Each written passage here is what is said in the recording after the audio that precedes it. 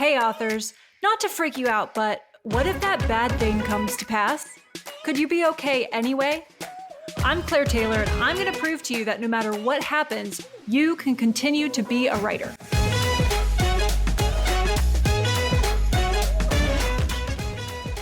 Welcome back to another episode of What If for Authors. I'm glad you're here. My name's Claire Taylor, and I'm an Enneagram certified coach for authors, as well as a humor and mystery writer. All my services, courses, and books for authors can be found at liberatedwriter.com.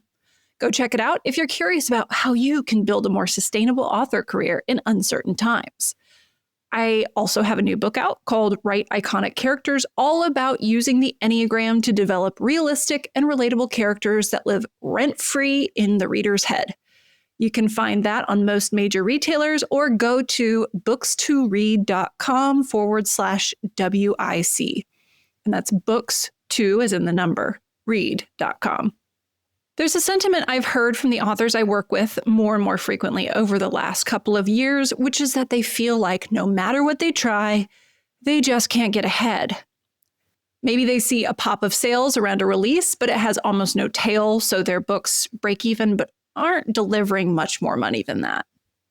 Maybe they have a couple of really good sales months where they can pay off some of their debt, but then their sales take a downturn and they're back in the red. Maybe they've only been paying themselves $1,000 a month for years and feel sick to their stomach when they think about what that comes out to hourly. Maybe they've tried every promotion possible, done all the things sales gurus tell them to do, and they're still waiting for breakout success that takes some of the stress off. Now, this doesn't describe everybody in our industry, so if you're like, nah, I'm fine, my income is steady enough and I feel secure with how much I'm making, then this episode isn't for you. But for those who relate to one or more of the scenarios I just laid out, keep listening. Authors who are stuck in this struggle come to me asking how the Enneagram can help them be more productive, more disciplined, more likable, stronger, smarter, more prepared, less of a burden. I applaud the desire to self-improve, certainly. I wish more people would demonstrate that introspection behind the impulse. But the problem behind this struggle almost assuredly isn't that the author isn't productive, disciplined, or smart enough. They are enough. The underlying problem, when you can't get ahead, is usually something else entirely, as I'll lay out for you in this episode where I ask, what if I just can't get ahead? Money is, unfortunately, a resource that we need to survive, and we need more and more of it lately. If you're the sole source of income for your family, you need a lot of money today to keep the wheels from falling off the bus, more than most people have available to them. It's really gotten out of hand how expensive it is to pay all the bills, let alone how much you need to feel some relief from the stress of counting every dollar. Authors aren't exempt from this stress, and full-time authors usually have it worse than most people because our income can fluctuate so much from month to month. Not only that, but the fluctuations can be unpredictable and totally out of our control.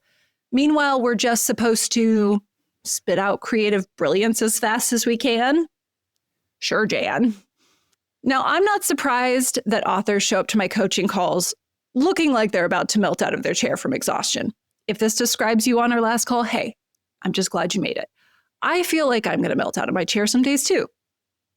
What I specialize in with the Enneagram framework is helping authors liberate themselves from shoulds, misaligned expectations, and fear. What I don't do is tell people how to improve themselves. It's a subtle difference, but boy, is it an important one. The Enneagram is a tool for liberation. Liberation means letting go, connecting with yourself more deeply, and learning to feel more connected to the world around you. Liberation is not a process designed to improve you. It's a process designed to improve your experience of your life. There's nothing inherently wrong with you that needs to be fixed, and there's nothing missing. But if you're tired of certain thinking, feeling, and behavioral patterns you've been carrying around, I can help you either set those down or appreciate what they're doing for you so that they don't continue to make you miserable and damage your creativity and relationships. In other words, I don't show you how to be more productive. I help you understand why it feels so life or death that you be as productive as you possibly can be. That allows you to decide if you want to keep on that path of wringing yourself dry or if you want to try a new approach. I also don't show you how to be more disciplined. I help you examine your attitudes about discipline so you can identify and appreciate the ways you're already disciplined and question if being more disciplined would actually get you what you want or just make you miserable. Similarly, in this episode, I'm not going to tell you how to make more money in your author career. I'm going to help you understand that struggling to make money is not a personal failing, but rather a result of a tangle of interconnected systems that were not designed to make you sufficient money as an author. While the Enneagram can show us paths towards growth and the inner work we can do to liberate ourselves, what it doesn't do, and this is important to hear, is place all the blame and responsibility for every issue we face squarely on our shoulders. This is super important for us to understand, especially those of us raised in the US or any other country that pushes the narrative of bootstrapping and rugged individualism. Personal responsibility is great, but it's often used to blame people for their own victimization as if we deserve all that comes our way, both good and bad, in which case, fuck right off with that. It's just not true. Enneagram work, no matter how much you commit yourself to it, cannot liberate you from poverty in systems that are designed to keep you poor, tired, distracted, and traumatized. What the Enneagram is really good at doing, however, is helping you see that the poverty you or others might be experiencing is not a sign of moral failure, weakness, lack of deserving, unintelligence, ordinariness, laziness, or any other personal factor. And this is why groups and institutions that rely on ideas or processes like natural hierarchy extraction of resources and exploitation, they don't generally take kindly to the Enneagram. The more we liberate ourselves, the more we'll desire to help liberate others, which can be bad for business if your whole scheme requires people to adhere to your control and silently assume their spot low down on the pyramid.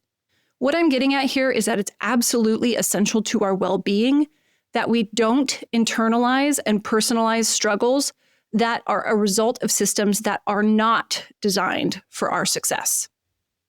Some people's attention flows more naturally toward systems thinking than others.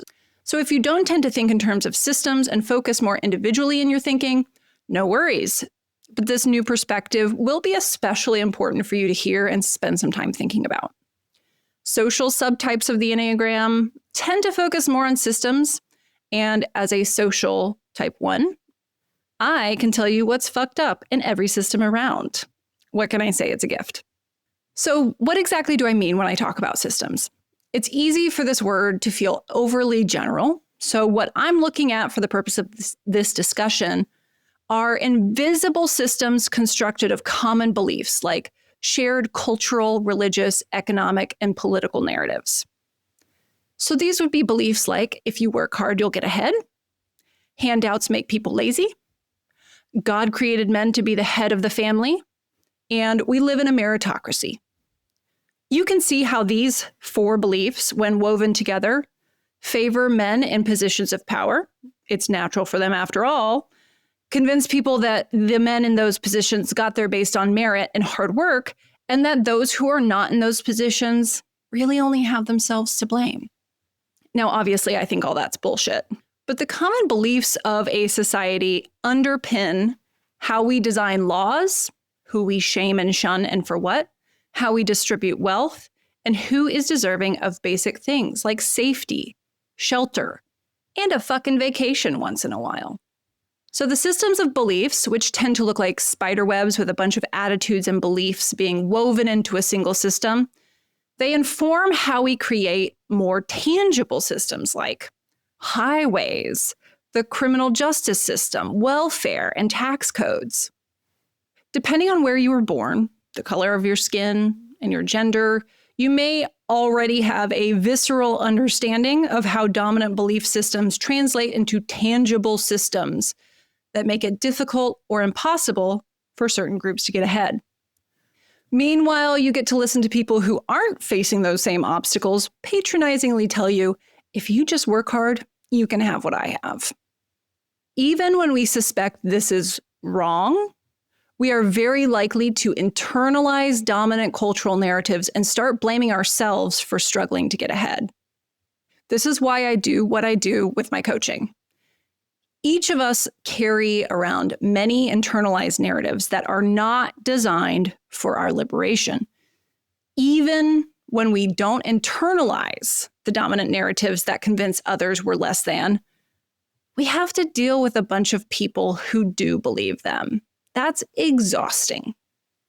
So what does it look like when we internalize narratives that aren't designed for our liberation? This may look like the author who's struggling to focus on her writing because she's also a mother and assumes most of the child-rearing responsibilities out of an internalized narrative that the only way to be a good mother is to take on an unfair amount of labor without complaining. But she's also a daughter to an aging parent, and she doesn't think twice about taking on the caretaking responsibilities, rarely stopping to ask why her brothers aren't bothering to step up at all. In this case, she's likely internalized a narrative that women are naturally better at caretaking roles and that to be a good mother or daughter, you must care for everyone and be sure not to bother the menfolk with it. This narrative is making it difficult for her to write books. It's also, I'd argue, an untrue story perpetuated to benefit men and disadvantage women. And what does it look like when we haven't internalized the dominant cultural narrative, but those around us have? That's also a problem. It might look like the author who has to choose between embracing his identity and increasing his chances of making livable money because he has a West African last name and suspects that using that for publishing will put him at a disadvantage to white authors in his genre by running off white readers. But hiding behind a more European name feels like a betrayal of something he cares about. But he really needs to make money from this series. That's understandable. And it's also a shitty choice created by the systems, namely white supremacy in this case, under which we live. There are author-specific systems that we're up against too. Think about sales and social media algorithms for one. Those are just a bunch of codified narratives sealed in a black box. What books does Amazon prioritize? How does it categorize books to establish who you're competing against in category pay-per-click ads? What books are deprioritized based on content? Machine learning is a reflection of cultural prioritization that shows up in consumer habits. And it's people who have internalized the dominant cultural narratives who are writing the code. They are making the original decisions of how it should work based on their idea of what would be the most effective. These decisions are influenced by the larger systems in which these coders live. So you better believe that those narratives are being reflected in the supposedly neutral algorithm. And what about TikTok, the last social media bastion of organic discovery? As of recording this, at least. What metrics in a video earn it prioritization in organic discovery? What amount of melanin in the face of the content creator is served to what amount of melanin in the faces of the possible viewers? If the algorithm is learning based on viewer data, how is the racism baked into our society poisoning that data and teaching the algorithm not to serve videos of Black creators to as many viewers? Algorithms don't function on the meritocracy many like to believe they do, or rather the merits are based off deep biases. We may think, well, they rely on lots of hard data, so they must be prioritizing what consumers most engage with. But take a step back. Firstly, how do we even know that? How do we know what's in the black box of the algorithm's code? What is it coded to do, and who made those decisions? Some authors, particularly those having success via the algorithms, may say, stop crying and learn to play the game. But what if the game is designed so that you will never be a winner? Why on earth would you want to play that game? And this is an important question for us to consider when we're wondering, what if I just can't get ahead? Who is designed to be the winner of the systems you're interacting with? There are authors who fall within certain demographics who have benefited from systems that are explicitly designed to make them winners their whole life, even if they're only mediocre at what they do. Those people probably stopped listening to this episode already because it's incredibly painful for the ego to hear someone say, some of your success is not yours to claim full credit for. It's very hard to hear that. You know what's harder though? Being in a demographic that's always designed to lose. So I'm probably going to get slandered as a Marxist for this entire episode, but I invite anyone to convincingly spot where I've been wrong so far. There is so much data backing this up, so many studies examining the effects of dominant cultural beliefs on the outcomes of people within particular demographics. I'm not pulling this out of my ass. I read a lot of books on this because I want to make sure I'm not causing harm in my coaching practice. I'm not a Marxist, by the way, but that sure is a convenient label to slap on anyone who tries to point out that the game is rigged in favor of some and against others. Now, what I'm not saying here is that none of us have room for optimization, growth, or adjustment that can increase our odds of financial success. I'm not telling you to give up here. The Enneagram helps us see what growth looks like for us and what suffering is and is not within our ability to influence. It helps us wake up from the narratives we may have ingested that trigger our core fear and keep us in a box. It helps us wake up to the box we're in and make decisions that allow us to live a full and colorful life in community with others.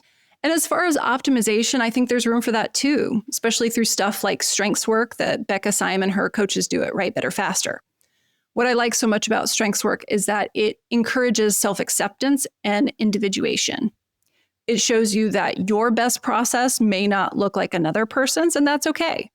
And what Becca makes very clear is that optimizing your process is not a guarantee of financial success, and it doesn't negate the larger systems that are designed to keep you struggling.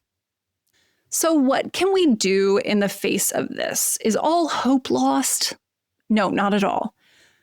There is still work we can do to better our situation and decrease our suffering, but it can be painful work. The first step is to ask yourself where you've been taking responsibility for perceived failures or shortcomings that are actually a result of broader systems working against you. For example, have I subconsciously blamed myself for my ads not working, maybe reinforcing a narrative that I'm not good with numbers, rather than wondering if maybe, just maybe, Facebook ads are not designed to maximize my profit so much as to maximize Meta's profit. And maybe the two aims are not as aligned as I believed. This is the case, by the way. Meta wants to make as much money off ads as they can. So all they need to do along the way is make sure the system hits a minimum effectiveness that keeps advertisers' hope alive. Anything above that people make is purely accidental in the design.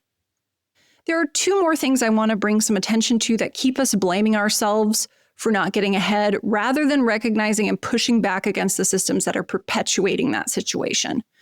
The first is what I call promising distractions. Here's a hypothetical to imagine. Let's say that you've designed a machine that extracts wealth from everyone in your town and funnels it straight to you. How might you keep them from banding together to come after you with pitchforks and a guillotine to take back their wealth? One smart thing to do would be to convince them that the extraction process is just the first step on their own path toward riches. You could do that by dangling the promise of hitting it big in front of them. Hey, look, now that all the wealth is in one place, it'll be easier for you to get more of it than you had to start out with. You'll also want to deny that your extraction machine is the source of their current poverty, and instead you market it as a wealth generation machine. Then you dole out a small portion of the wealth you've extracted to a few of the townsfolk and hold them up as examples of the possibility of striking it rich, now that the wealth generation machine is in town. Maybe you also attribute their riches to them rather than your king-making, saying they worked hard and it paid off, and anyone who works as hard or is as smart as them can also make the same money.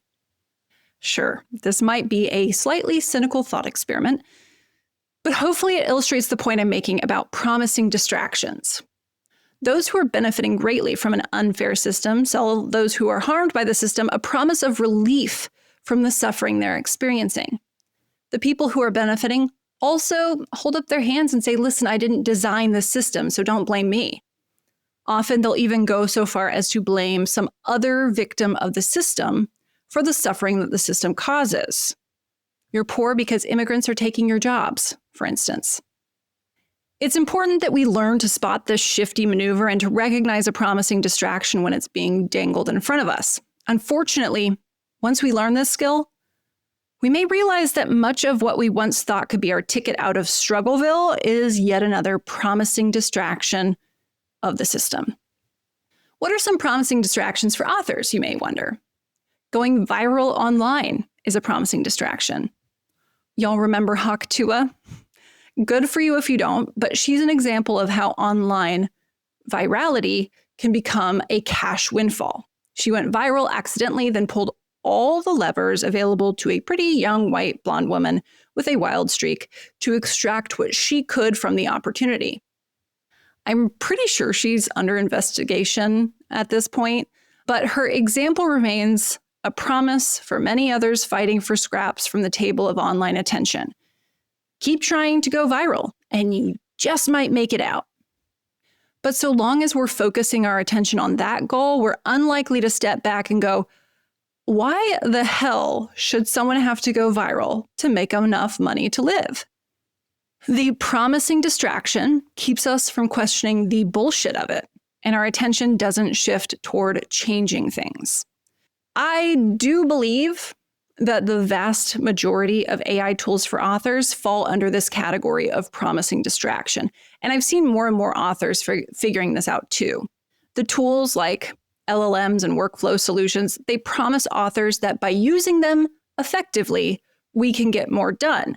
The implication here is that our lack of productivity is what's been keeping us from being able to get ahead. But if we can write twice as fast and create a workflow that blasts content out to every channel at 10 times the rate we have been before, then maybe we'll finally break through. And while we're desperately tinkering with AI productivity hacks, we're not seeing that our data, attention, innermost thoughts are being extracted en masse to generate gluttonous wealth for like 10 people. We're so sure that if we can just figure this all out, AI will be the ticket to finally get ahead. And then we don't stop to ask, why should I have to be able to produce this much writing and content to feed myself? In our scramble to optimize the tools and ride them to the top, we're able to overlook or even justify the massive data centers that are poisoning the air and soil, largely in already disadvantaged areas, sucking up all our water and leaving our electric grids on the brink of collapse because maybe, just maybe, we'll start writing and marketing enough to reach escape velocity. We forget to ask if the AI systems we're becoming dependent on are even designed for our success at all, or if they're just another extraction machine that we're on the wrong end of. This is not a fun thing to think about. I know it might feel like I'm trying to take away your favorite toys here. When I talk about this sort of thing, I'm usually met with anger, disgust, or even despair.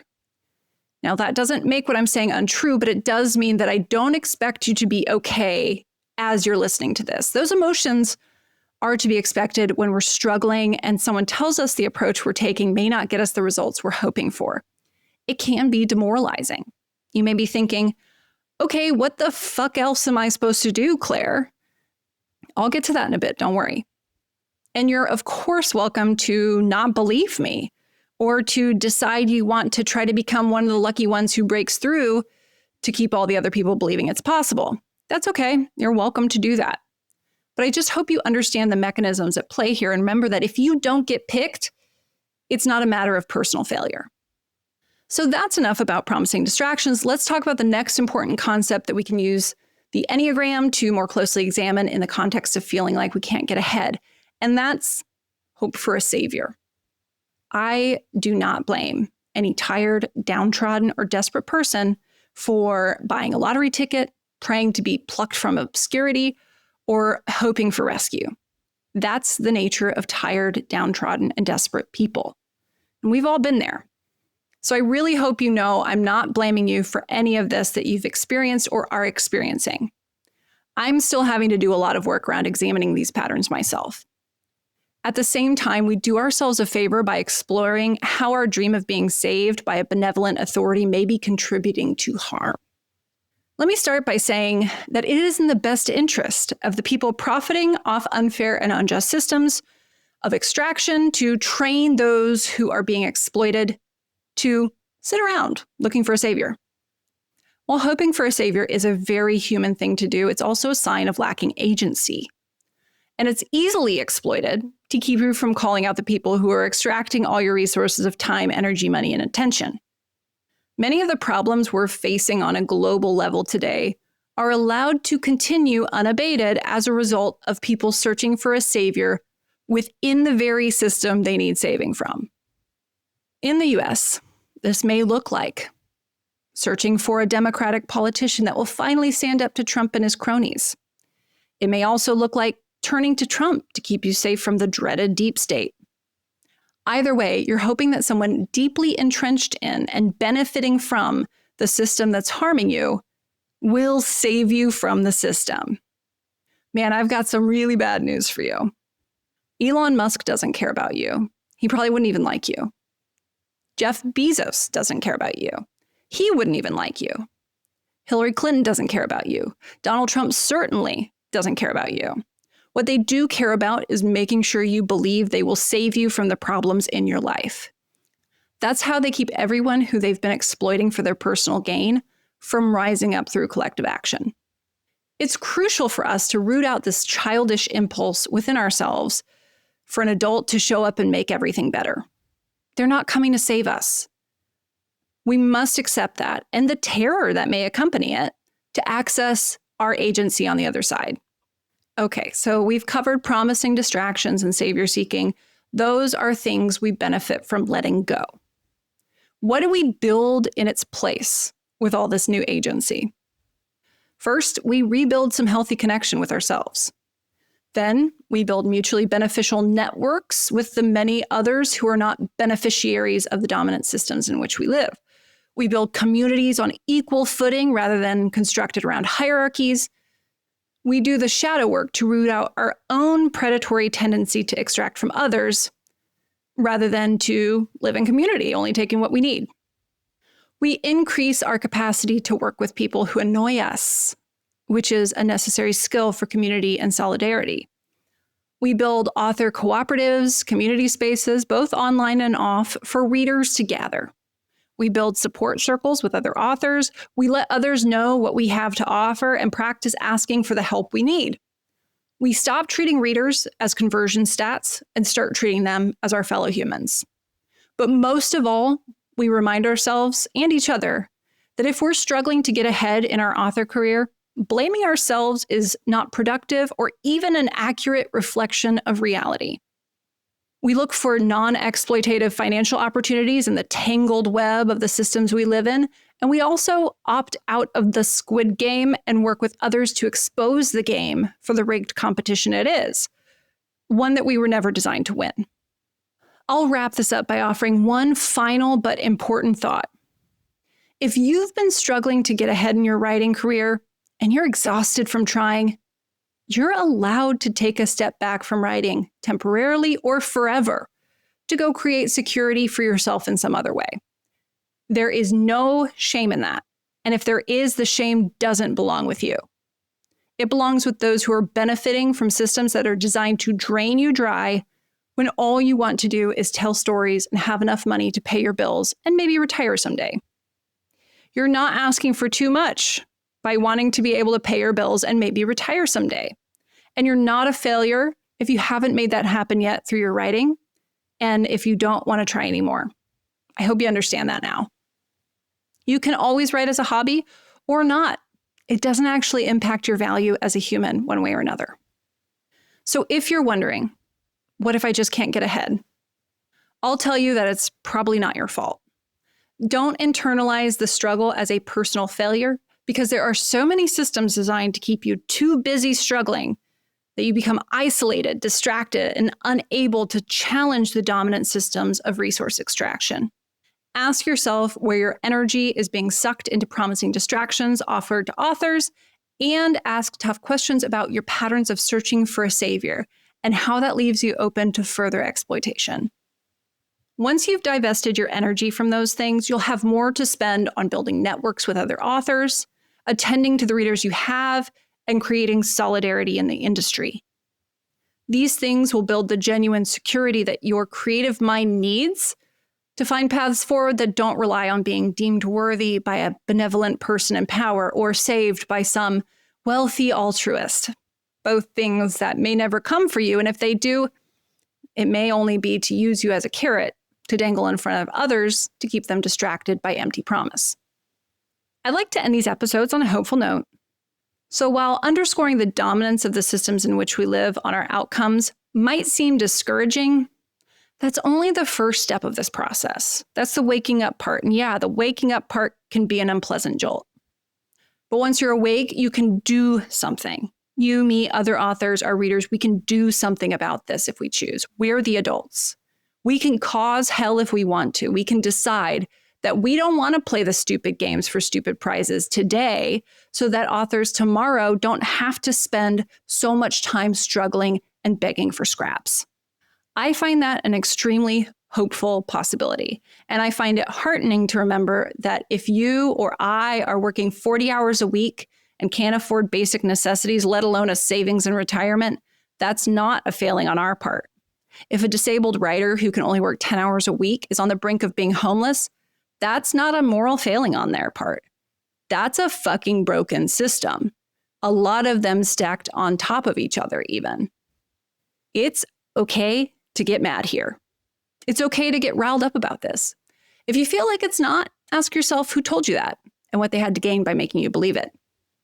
Please, please stop turning your anger and frustration on yourself and start alchemizing it into action that makes things better for the masses, not just a few greedy bastards at the top. That's it for this episode of What If for Authors. Thanks for listening. If this episode inspired you, please leave a review wherever you listen or share it with a friend.